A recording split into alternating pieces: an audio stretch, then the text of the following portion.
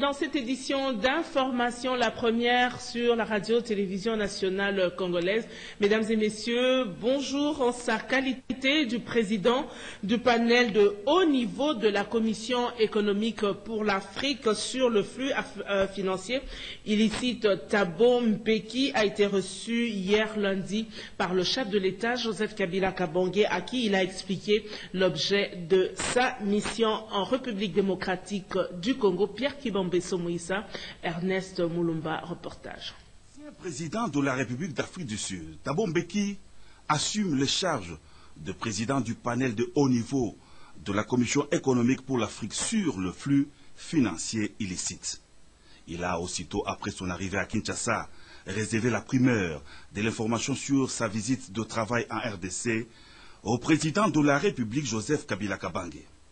Les flux financiers illicites en provenance de l'Afrique sont devenus un sujet de grande préoccupation en raison de leur ampleur et de leurs effets négatifs sur le développement et la gouvernance en Afrique, a souligné Thabo Mbeki au sortir de son entretien avec le chef de l'État.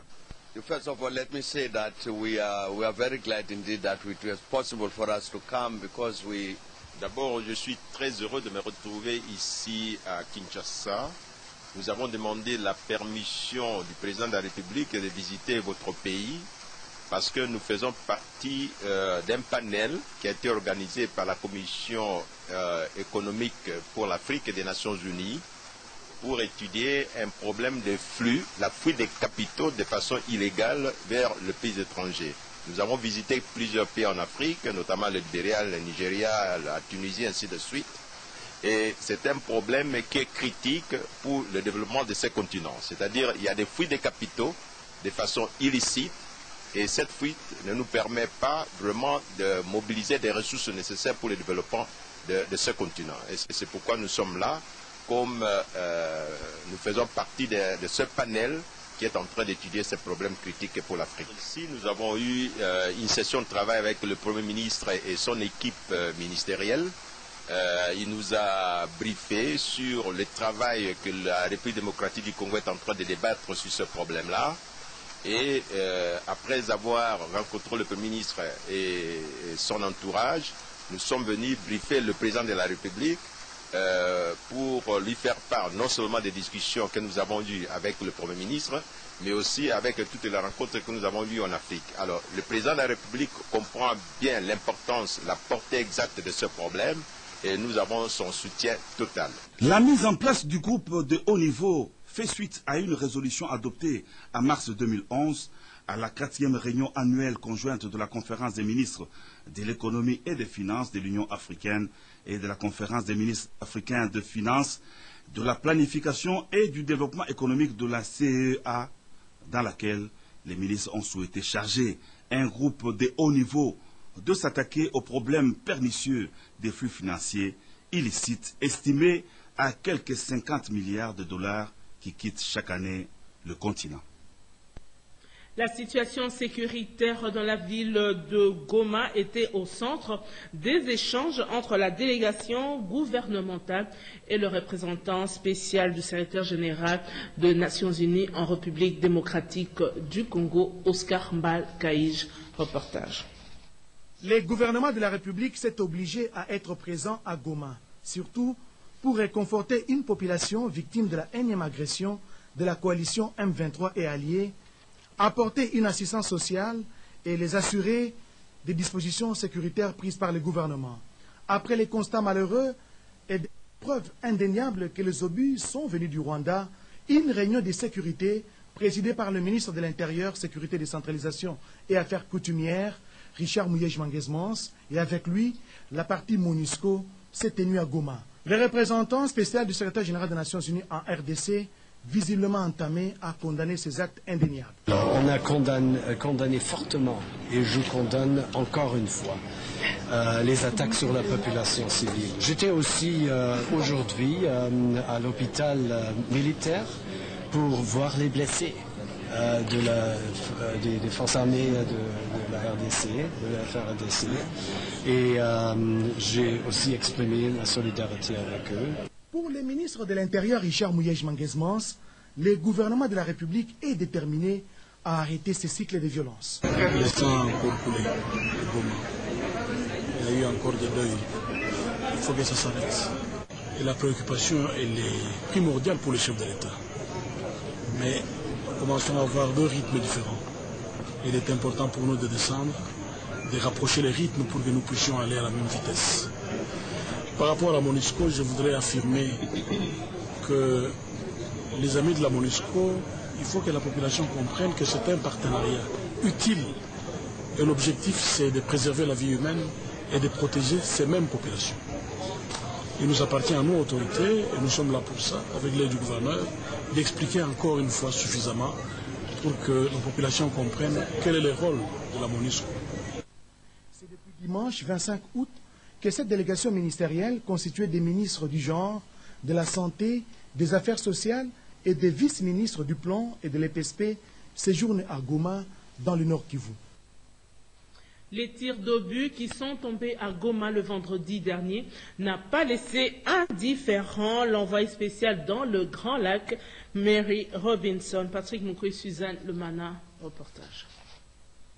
Les tirs d'obus nourris qui sont tombés sur Goma dans le Nord Kivu le vendredi 23 août dernier, faisant des morts et plusieurs blessés, n'ont pas laissé indifférentes les Nations Unies. Son envoyé spécial pour le Grand Lac, Mary Robinson, a, dans un communiqué publié samedi 24 août, dénoncé ces attaques contre les civils et les casques bleus de la MONUSCO, les qualifiant d'inacceptables. Des attaques contre la ville de Goma ainsi que la MONUSCO et leurs conséquences tragiques sur les populations civiles déjà traumatisées par 2 décennies de conflits sont inacceptables.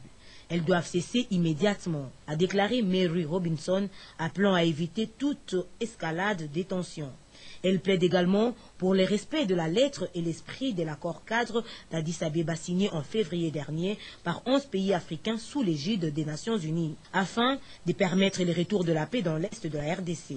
L'envoyé spécial des Nations Unies pour les Grands Lacs lance en outre un appel pressant à toutes les autorités de la région à observer le maximum des retenues, assurer la protection des populations civiles et minimiser tout risque d'escalade de la situation en République démocratique du Congo. L'élu de la circonscription de la ville de Goma, l'élu du Nord Kivu, le député Kondé Villa Kikanda condamne avec la dernière énergie les obus sur la ville de Goma et regrette la perte en vies humaines. Il est au micro de notre confrère Edith Chala. Je voudrais d'abord commencer par condamner cette reprise de la guerre et de deux, condamner les tirs qui sont partis de Rubavu, une colline qui surplombe la ville de Gisenyi, qui se trouve au Rwanda. Encore une fois, il a été prouvé que le Rwanda est totalement engagé dans cette guerre du M23. Goma est une ville de 1 million d'habitants et avec une forte concentration de la population. Il est inadmissible qu'on puisse lancer des bombes sur cette population sans armes, qui n'aspire qu'à la paix et qui tue.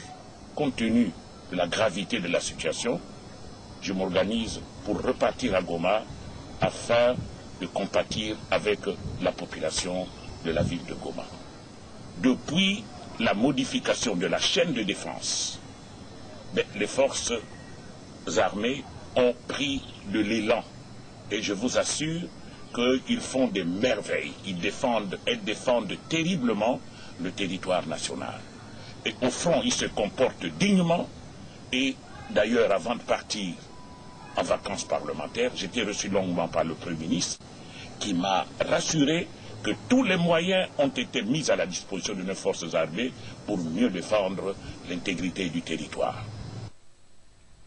À cette étape du journal, nous allons faire un pas en arrière pour vous proposer l'arrivée de l'ancien président sud-africain et président du panel du haut niveau de la Commission économique pour l'Afrique sur le flux financier illicite, Thabo Mbeki. Comme vous le savez, il séjourne en République démocratique du Congo. Depuis hier lundi, il a été accueilli à l'aéroport international de Njili par le vice-ministre des Affaires étrangères, Jacques Kabwabwa, reportage.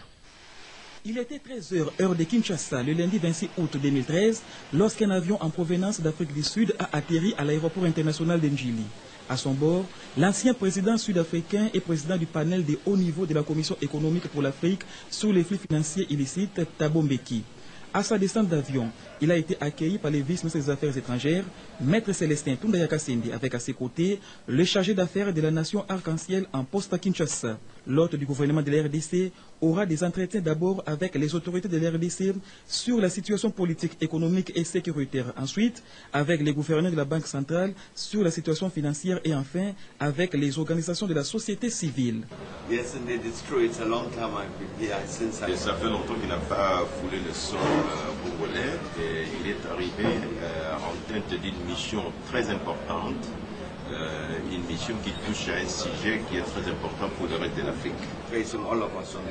Une occasion pour les vice-ministres Tunda de saluer l'état de coopération entre Kinshasa et Pretoria. Le peuple congolais sait que le président Thabo Mbeki, c'est une personnalité qui a toujours accompagné notre pays. Aujourd'hui, il est ici pour nous aider dans un autre dossier, essayer d'encadrer les flux financiers pour que le pays ne puisse pas perdre de l'argent, alors que cet argent est nécessaire pour le développement de notre pays. Vous avez suivi en début de ce journal la rencontre de l'ancien président sud-africain Thabo Mbeki auprès du chef de l'État. Pour l'heure, nous vous proposons la rencontre Thabo Mbeki et le chef de gouvernement Augustin Matata Ponyo. Les deux personnalités ont examiné la complexité des flux financiers illicites en provenance de la République démocratique du Congo. Guy Matundu, reportage. Ces échanges ont pour objectif d'examiner en profondeur la question de flux illicites d'argent en provenance de l'Afrique afin de formuler des recommandations pour y mettre fin et de réparer le préjudice infligé aux économies africaines. Dès l'entame des échanges, le Premier ministre a qualifié cette mission d'importante. Le chef du gouvernement a rappelé à Thabo Mbeki et à la partie sud-africaine que le gouvernement congolais a pris cette question en charge depuis 2004, où une loi a été votée pour lutter contre la criminalité financière. Le Premier ministre a eu à prendre connaissance de ce dossier alors qu'il était aux finances. Son background a facilité les échanges. En 32 ans, 850 milliards se sont évadés à partir de l'Afrique, occasionnant ainsi des pertes énormes pour les économies du continent. Ce manque à gagner dépasse l'aide publique au développement que reçoit l'Afrique. Le gouvernement de la République dit se pencher sur l'ampleur et la complicité de ces flux financiers, de déceler les principales causes, d'identifier les acteurs étatiques et non étatiques pour enrayer le phénomène. L'idée de créer ce groupe de personnalités de haut niveau contre le flux financier a vu le jour en mars 2011 à Addis Abeba lors de la réunion annuelle conjointe de la conférence des ministres africains des finances et de l'économie.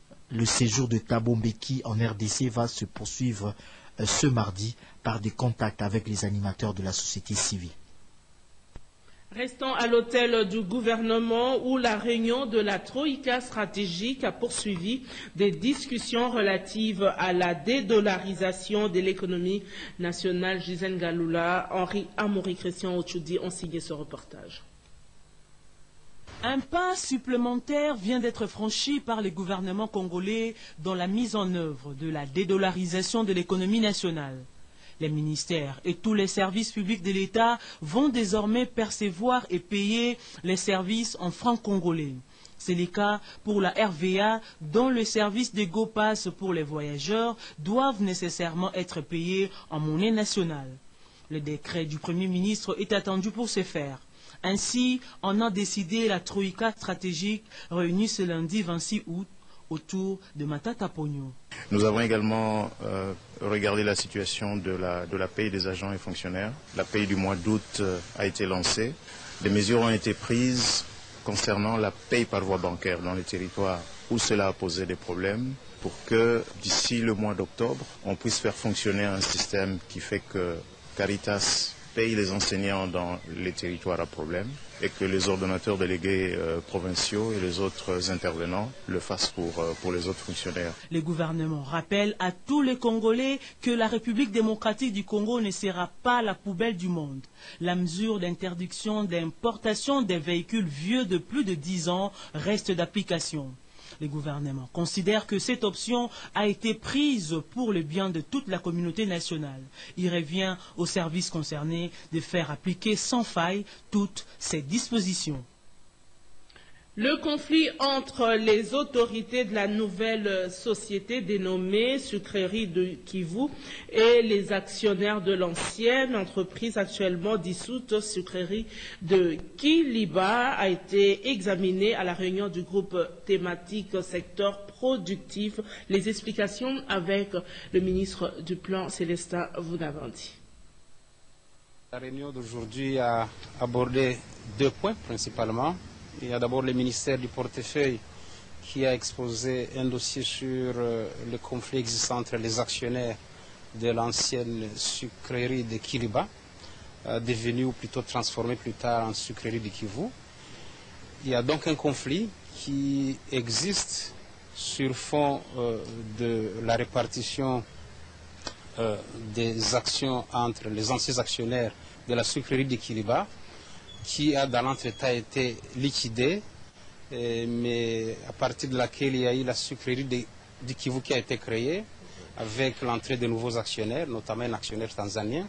Mais comme la sucrerie du Kivu elle-même n'a pas pu être opérationnelle, et que cela a créé un conflit entre donc, les actionnaires, Madame la ministre du portefeuille nous a exposé ce dossier et elle a reçu le soutien du groupe thématique qui recommande qu'elle puisse rédiger les termes de référence pour un arrangement amiable, une conciliation entre actionnaires de telle sorte que les intérêts de l'État soient préservés. L'autre dossier qui a été abordé, c'est un dossier du ministère du Plan et suivi de la mise en œuvre de la révolution de la modernité.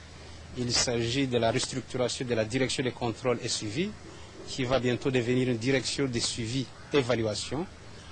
C'est une restructuration qui fait suite à la décision prise ici au niveau du groupe thématique secteur productif de créer un mécanisme, de mettre en place un mécanisme de suivi et évaluation du programme d'action du gouvernement. Le groupe thématique a recommandé que le ministère du Plan organise une concertation avec le ministère de la fonction publique pour s'assurer que cette restructuration s'est faite dans le cadre de la réforme de la fonction publique et que tout cela s'est fait en harmonie. Quittant l'hôtel du gouvernement pour le palais du peuple où le présidium de concertation nationale a reçu le président du FONUS, Joseph Olengankoy. De quoi était-il question? La réponse dans ce reportage de Bertin et Kofoïsaus. En attendant que les choses se mettent en place pour le démarrage effectif des concertations nationales, les coprésidents désignés par ordonnance poursuivent leurs échanges avec la classe politique. C'est le cas de Joseph Olengankoy des FONUS, qui a sollicité et obtenu l'entretien ce lundi avec le président du Sénat, Léon Kengodondo, pour, dit-il, faire la paix dans l'intérêt supérieur de la nation. Je suis venu pour briser la glace. Vous savez, c'est quand même un doyen du pays, c'est une personnalité auquel on ne peut pas ignorer. Moi, je suis un acteur politique. Il y a eu ce qu'il y a eu, mais je crois que le moment est venu pour briser la glace et puis parler du Congo. On a parlé de l'ensemble de la situation du pays. Et il a exprimé ce souci de voir ce pays aller de l'avant. Et c'est ce qui a raconté aussi mon consentement. Léon Kengodondo, tous les Congolais savent qui il est. C'est quand même un homme qui a une référence pour le pays. Mon rôle ici, je suis venu faire la paix. Et je crois que c'est ce qui est le plus important pour l'intérêt de notre pays. Rien ne viendra plus perturber le processus. La voie est balisée pour la réussite de ce forum national initié par le chef de l'État. Autre chose, des enfants affectés par le traumatisme de la guerre hébergés au centre Elika dans la province orientale ont reçu la visite de la ministre du Genre, de la Famille et de l'Enfant, Geneviève Inagosi Boulo Kasongo. Betty Amani, reportage. Le gouvernement, avec le concours de partenaires, fait de la lutte contre les violences sexuelles son cheval de bataille. C'est dans ce cadre que la ministre du Genre, de la Famille et de l'Enfant, Geneviève Inagosi Kasongo, en séjour à Dungu, en province orientale, a présidé la cérémonie de remise officielle du commissariat spécial de la police nationale congolaise pour la protection de l'enfant et de la femme dans ces territoires. Il s'agit du bâtiment de 32 mètres carrés des mobiliers, d'une Jeep Hilux 4x4, des 4 motos et d'un groupe électrogène. Le gouvernement de la République, avec le concours de la communauté internationale, ont décidé de faire de la lutte contre les violences sexuelles et basées sur le genre leur priorité. Et ma présence à Dungu est également une expression éloquente de la ferme volonté du président de la République de faire des violences sexuelles et basées sur le genre non seulement une priorité, mais aussi de restaurer la paix sur l'ensemble de notre territoire. Je sais combien ce territoire a connu des affres de la guerre. L'administrateur du territoire venait d'en parler et soyez rassurés que votre gouvernement, le président de la République, travaille jour et nuit pour que vous viviez en paix et pour que vous viviez définitivement en paix. Geneviève Vinagos a salué l'implication active de la MONUSCO et de l'Organisation internationale pour les migrations dans le cadre de la composante réforme du secteur de la sécurité. Vous avez sans doute corrigé qu'il s'agissait plutôt de la remise d'un bâtiment à Dungu et non la visite des enfants et qui vous sera proposée dans nos prochaines éditions d'information. À l'Équateur, le gouverneur Louis-Alphonse Koyagalo vient de doter sa province avec 25 tonnes de matériel électrique pour l'électrification de la ville de Mbandaka. Chose promise, chose due. L'électrification de la ville de Mbandaka devient une réalité. Cela revient à dire que le programme qui a été annoncé dans ses grandes lignes à l'Assemblée provinciale s'est traduit en actes. Louis-Alphonse Koyagalo vient de doter sa province de 25 tonnes de matériel électrique. Avec un taux d'électrification de 1%, la province de l'Équateur est la province la moins éclairée de la République. Aujourd'hui, beaucoup des quartiers du chef-lieu de l'Équateur sortent déjà de l'ombre du soir. En attendant que le matériel dont le rouleau des câbles, poteaux et autres accessoires que la SNEL vient de réceptionner soit installé pour que l'ensemble de la ville pousse un ouf de soulagement. Le ministre provincial de l'énergie, mines et hydrocarbures rassure. Depuis que le gouvernement est arrivé, nous sommes en plein chantier, nous travaillons chaque jour, c'est question de passer. Donc ça serait des grands travaux parce qu'il faut creuser en profondeur, il faut placer et nous n'allons pas nous arrêter. Dès demain, on commence les travaux. L'excellence Koyagalo est l'homme de parole. Quand il parle, il réalise. Il n'a même pas besoin de promesses, de démagogie. Tout consomme. Il a dit que j'ai accompagné cela. C'est là à la grande satisfaction de la population qui a accompagné ce matériel de l'aéroport jusqu'à la direction provinciale de la SNEL. Le petit séminaire Saint-Louis de Ngonzangue dans la province du Bandundu a soufflé sur ses 75 bougies en présence du ministre des Postes, Téléphones et Nouvelles Technologies, de l'Information et de la Communication Trifon Kinke Molumba, témoin de l'événement Bosco DOH et Men Dondo pour le compte de la RTNC. Le ministre de Postes, Télécommunications et Nouvelles Technologies de l'Information et de la Communication, le professeur Trifon Kinke Mulumba, a effectué dernièrement une visite à Bokoro, dans le territoire de Koutou, district de Maïndombe, dans la province de Bandundu. Visite en marge des 75e anniversaire de petit séminaire Saint-Louis de Ngonzangwe, dirigé par l'abbé Bienvenu Bolinga. Sur place, le ministre a été informé par le comité de sécurité locale de problèmes liés à la sécurité du secteur et à la bancarisation de fonctionnaires. Entre-temps, le clinique universitaire de Maïndombe a soumis au patron de Télécom des doléances à transmettre à ses collègues du gouvernement. Doléances ayant trait notamment à la mécanisation des agents et à la dotation de produits pharmaceutiques. À l'état de l'école maternelle primaire Christ Mobikissi, le responsable de cette institution ont sollicité la budgétisation des agents. Le ministre Kinke a été très attentif aux différentes requêtes adressées au gouvernement par son canal et a promis de les soumettre à ses collègues de l'exécutif. Le clou de la visite a été la remise par le ministre Trifon Kinke Mulumba à l'université de Maïndombe des ordinateurs pour le montage d'une bureautique. D'un cran, d'où ces expulsions. Dans la capitale, le nouveau comité national interministériel de lutte contre la drogue a été présenté à la presse. Suzanne Lumana, reportage. Après que la ministre de la Justice et des Droits humains ait signé l'arrêté ministériel numéro 254 du 12 août 2013 portant désignation de membres permanents du Comité national interministériel de lutte contre la drogue, ce comité a été présenté ce lundi à la presse.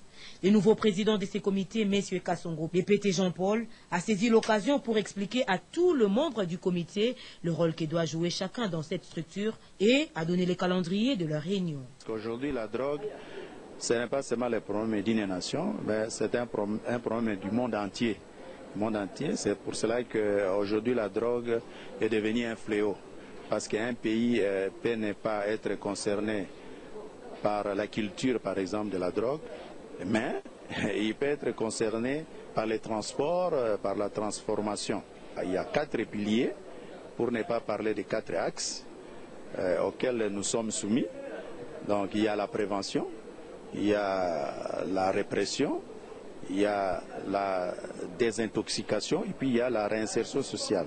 Ensuite, ce nouveau comité a eu une séance de travail avec l'inspecteur général de la police judiciaire de parquet, Jean Bailongandi, pour voir comment est-ce qu'ils doivent travailler en collaboration pour éradiquer ces fléaux qui est la drogue.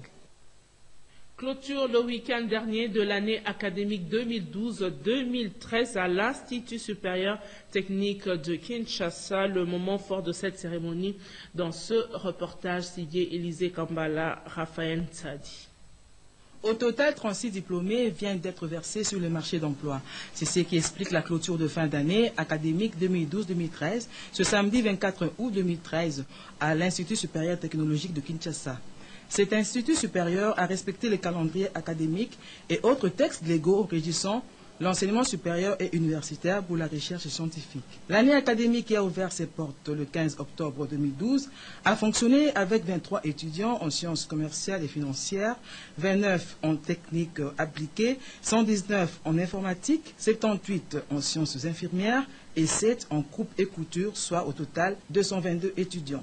En dehors des filières organisées par l'ISTK suséfoquées dans ces 5 années d'existence, les autres sections se sont ajoutées, entre autres, la technique de laboratoire médical, l'imagerie médicale ainsi que le pétrole et gaz. Cet institut supérieur de proximité, l'œuvre de l'ingénieur Njoko Lodiba, n'a pas seulement formé les demandeurs d'emploi, mais aussi les créateurs d'emplois et permet aux étudiants d'être proches des professeurs. La joie était à son compte.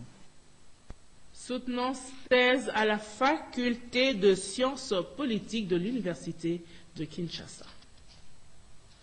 Le management intégré, un domaine qui pose problème au sein de la Société congolaise des transports et des ports, ex-ONATRA. Ce constat a fait l'objet de la recherche du chef des travaux, Kakikeba Nketani, qui a soutenu le samedi 24 août 2013 la thèse de doctorat sur le management intégré comme stratégie d'efficacité dans les interfaces du transport fluvial. Il se dégage dans cette étude que les résultats de convoi du transport fluvial sont insuffisants. Ce faisant, une stratégie est préconisée à cet effet. C'est l'apologie des éléments du management en la matière. Une étroite collaboration entre tous les services portuaires permettront à la SCTP de produire un travail bien fait. Nous avons choisi 2 méthodes pour aborder notre travail, la systémique et la dialectique. La méthode systémique a étudié les faits portuaires et fluviaux comme des systèmes et sous-systèmes constitués de plusieurs éléments complexes et variés appartenant à des ensembles complexes et variés. Ils sont liés entre eux et leur environnement par des relations ces expulsions, telles que pour les principaux intéressés, c'est intervenues dans l'un d'eux ou dans l'une des relations ou fonctions se répercutent sur les autres acteurs. Après un jeu de questions-réponses, la dissertation a valu au récipiendaire la mention Grande Distinction. Ce journal de Jules Lombokashita a été réalisé par Ignace Tibangou, Alain Galia, Jérôme Boulogi et Crispin Kassiala étaient à la technique. En leur nom, je vous dis merci de l'avoir suivi. Prochain rendez-vous avec l'actualité, c'est à 7h dans une présentation signée Bobette Enga Lissamba. D'ici là, portez-vous bien, au revoir.